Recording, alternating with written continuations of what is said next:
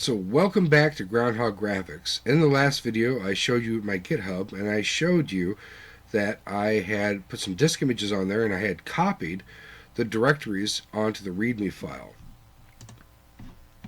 And that README file was is right here, and that README file is great because you can see what files are on each d64 image, but it only did the 3 d64 images that I was working with. If you notice, there are several d64 images in here, and for me to copy each and every one of those directories and paste them into a README file, well, that's time consuming. So I thought to myself, well, no, I'm not going to do that. Instead, I'm going to write a program that will extract these directories for me and create basically this README file automatically. And that is what I've done. And now I have this utility that you can also use. I'm using it for my GitHub. You could possibly use this as a very quick way to get access to your directories of multiple disks that you either can't remember what was on it or are just unfamiliar with. It's a good, fast way to do this because it takes all the directories from all the disks that you drop on it, puts it all in one file, spaces it out. And I'll show you right now. Now, you see all these d64 images. All of these have this dir.lst file, list file. And in here, all the disk images are listed. All the directories are listed for each image file. So, you come down here, you can see the directory listings for each and every file in this directory, automatically done by my program. See, all the different directories are all right here. So that makes it very easy for everybody on my GitHub to see what is going on in these files. At least a little bit easier. You can't see the file contents yet, but you can at least see that. And I don't know if I'm going to get around to doing all the file contents. I didn't think about that. Maybe, but that'd be a lot of files to add. I don't know. Possibly. Maybe. I could do that too. But right now, we've got directory listings, and that's great. So, here's our directories from all our disk images, and all I had to drag and drop. So, I'll show you how it's done. So, what we do is right now, I am in a folder that I was using to write listd64, which is the name of the program. And here's some sample d64s. Well, all I have to do is get those all selected and then drag them onto listd64 application. It prints all the directories to the screen, separated by spaces. And at the same time, it also prints them to the LST file, which is, I think, no, right here, dir.lst right here. And now all of those directories are all automatically placed in this file, printed out pretty much like you would see on a Commodore 64, except it's lowercase. But that's okay, and that's how easy it is. So you could actually take d64 images, 100 of them in a directory, drop them on this, make one file with all the directory listings, and leave this directory list in that folder for later reference. You can also do that too. Now, if you want to work from the command line, you can, except one thing I didn't really like, and I guess I could fix it, but I'm just not doing that right now.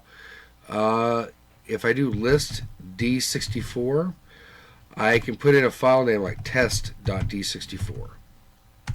And there it is. There's the test disk, okay, directory.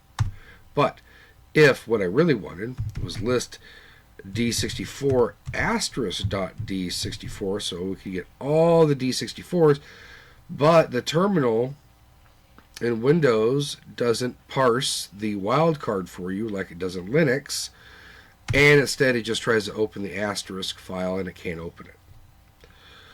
Okay, but luckily we can still drag and drop them on there, so it works all right. When you drag and drop all those images onto the listd64 program, it will drop that dir.lst file in the directory that you pulled your d64s from. So if you did it from a different directory and dropped it on the list program, that directory file will end up in the directory where the d64s came from, which is, to me, preferable.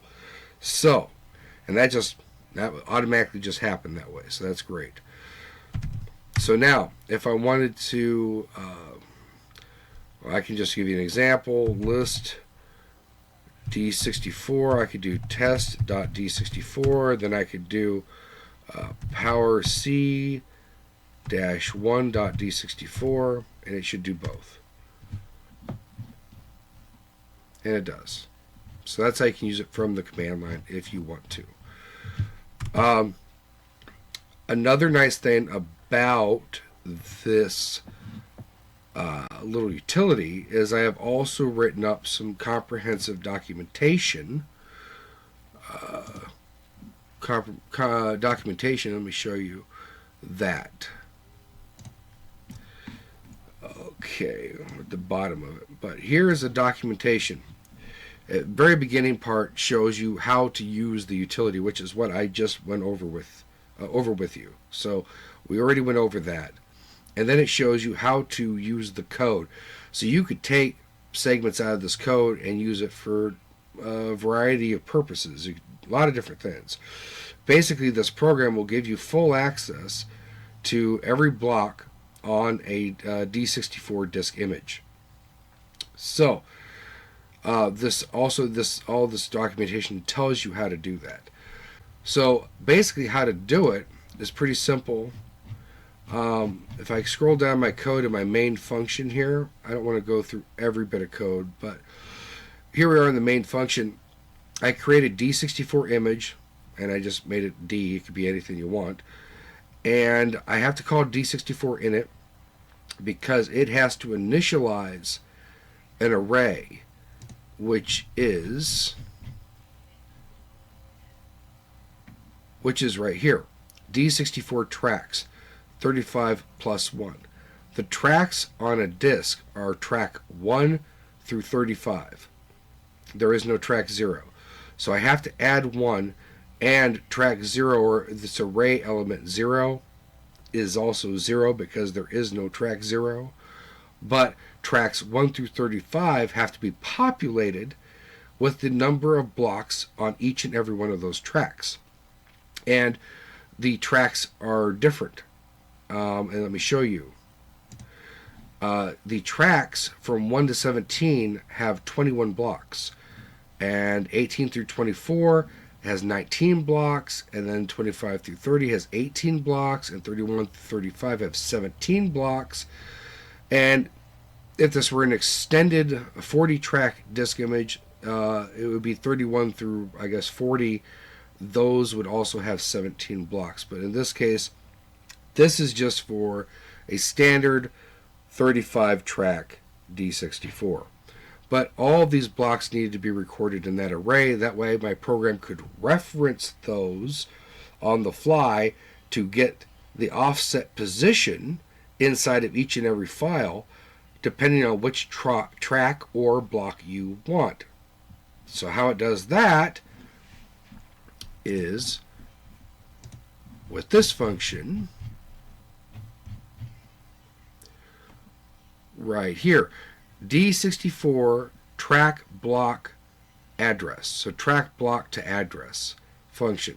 You put in the track, you put in the block you want, and it will use that array that I just showed you to count up and add up all the tracks, and then account for the blocks that you want to give you the actual offset address into the file so you can find what you're looking for. Like if you're looking for the header, which is at track 18 block 0, you will need an address into that file, which you'll have no idea what it is until you call this. It will return the address to you, and then you know you are at track 18, block 0 with the header.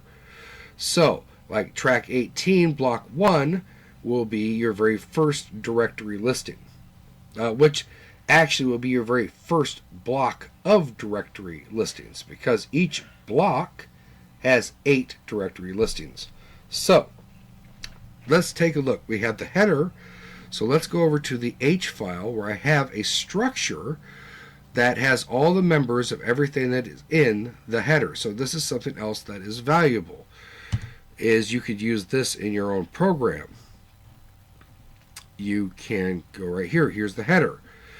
It has the track and block of the first directory block, which normally, almost always, is track 18 block 1. It has the DOS version. It has unused. Basically, let me show you this. Side by side. Now, this is the user's manual for the 1541 disk drive in the back. It starts, the header, it starts it at byte 144 with a disk name. So it starts it right here for the disk name. It skips over the fact that there's a BAM, block allocation map, and it skips over the DOS version and the first track and block. It doesn't show that in here. I think the other user guides, maybe for the 1571 or 1581, actually 1571 probably is the one that will show you the entire block. But this right here has part of the block. As you can see, the disk name padded with shifted spaces. Disk name right here. And this was where I got my error before. Right here, because I found an error in this earlier, and I guess I found out why. Because it shows the disk name, and then it shows disk ID. Well, that's wrong, because disk name, it has 2 unused spaces after, and then it has the ID. I didn't know why I had that mistake, and now I do. This is the wrong manual to use. Let's go ahead and let me find another manual, like 1571 manual. So that's an error right there in the 1541 manual. Not a surprise. Not a surprise at all. So, side by side, this is a text copy of the 1571 manual on the left, and then this is the PDF copy on the right. If we look here, this is 1571 manual for the header in 1541 mode, and we come down here and we see the diskette name padded with shifted spaces. It actually tells you character 160. Does it tell you in the other one? No, it doesn't. Then it says there's shifted spaces, 2 of them right here, and then there's a diskette ID. Now if you come up here, it's a disk name padded with spaces, disk ID, and then a shifted space, which is wrong. This is why when I went to print my ID with this program before, it was all wrong, and I actually pulled out my 15. Let's see if you guys can see that. I pulled out my 1571 user's manual, and I got the right information from that. So you never know with the Commodore manuals. I've encountered a lot of mistakes. I'm sure lots of you have too. So that was one that was a little bit of a pain, but I fixed it pretty quick, just accidentally by grabbing the right manual. So now let me get rid of this PDF, and let's take a look side by side with my code. Alright, so here's the 1541 header. Okay, here's my header. Actually shows the whole thing. It shows all the tracks and sectors. This is your block allocation map. It says track of next directory block, sector of next directory block right here. Then it has the ASCII character A, indicating 54.1, 5051. I think this was listed as DOS version in the other one, so the name doesn't really represent very well. I guess it's more of an indication of the drive. But anyway, what else we have here? We have a double-sided flag, which is ignored, so unused is right.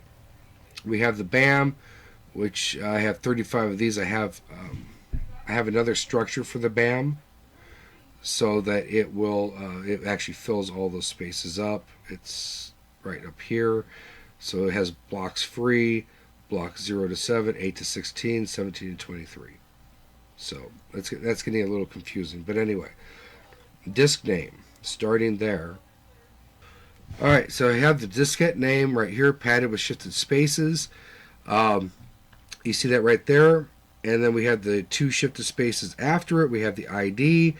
So this structure can be used as an overlay over the header. You can access each and every member, which makes things a little bit easier and more readable. Not a requirement though, but it's there if you wanted to use it for the header, as well as, let me minimize that, as well as structure for file entries. Each file entry is 32 bytes. There are 8 file entries per directory block. So you would create a file entry and kind of make it like a pointer, but use it like an array, and I'll show you that. Let's go ahead and directory dir d64. So here is a d64 file entry. I create the file. I've also created a header. Come down here, got the header. The file entry. Where did I do that one? The file entry. The file will equal a d64 file entry pointer. It will look at the disk image and will add the offset from the d64 track block address. It will add the offset, and that is how it will find the very first file entry in a block. How do you get to the other 8? Use file like an array, even though we haven't set up as an array, it's just a pointer, but we just use it as an array, and we can go through each and every file 0 through 7. So we can come down here and see where we have file, and we use it like an array. It goes through this counter, CNT counter, and then we access each member of the structure, and file size, and file type, and file name, and we go through each and every member of the structure. So that's how you can use the d64 file entry structure. You can just put it on the file block, the very beginning of the block, and just go through and count down 0 through 7 files. And you have to do that per block for every directory block. And just so you know, every directory block has a chain to another directory block, and only the very first file entry has the link to that next directory block. So each subsequent file entry doesn't have the track block link, only the first one. So you'll need that when you want to go to the next block in the chain. When you get to the last block in the chain, the track will be equal to 0, and that's when you know you're at the last block. So that is how you could use the d64 file entry structure in your own programs. But we've got this video, and that's great. I've shown you some stuff. I've got prototypes here, so you guys could literally take this file, include it in your own program, and you could pull out whatever functions you want out of here, which basically would probably be the d64 load image, and the d64 init, and the d64 track block address, and the d64 unload image would be the main ones you'd want out of this. And then you can do anything you want with the images. And even in the documentation, I also tell you, because I didn't implement it, but I sort of halfway implemented it by just telling you how you could save your own image file. So if you want to make changes to the image file and then resave it, I have that in the documentation right here. So it kind of gives you, I never ran this code, might have a bug, but overall is a general idea of how you can save the image file to another disk name, and you can modify it. So with that, I think that is about the end of our video. As you can see, I have tried to write down as many comments as I can in the files to make this as easy as possible, not only for you, but for me when I come back to it in 6 months, because I suffer from CRS, and I always need good documents, so good documentation, and this will help me as well as these videos. So there it is. Now I'm going to go ahead, I'm going to upload all this to GitHub, and I'm going to show you how to get it, and then after that we'll finish the video. Alright, so now I have listd64 right here on my GitHub. You go in here, it's got a little readme, tells you what it does, tells you the bin directory for the Windows, the source directory for the C source code, 2 files, H file and a .c file. Simple to compile. I compiled it with TCC because I always like to use the weird compilers and oddball stuff. That's what I like, so that's what I always end up with. But it does compile with GCC, just makes it like 10 times larger. But other than that, documentation is right here, listd64.txt.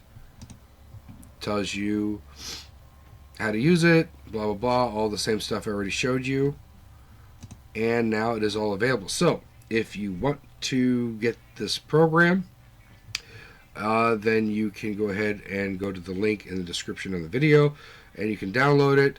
Thank you again for watching. Welcome back, Groundhog Graphics. Glad I can make a second video so soon. Alright, well that's it. I'm going to work on some other stuff, and I will catch you in the next video.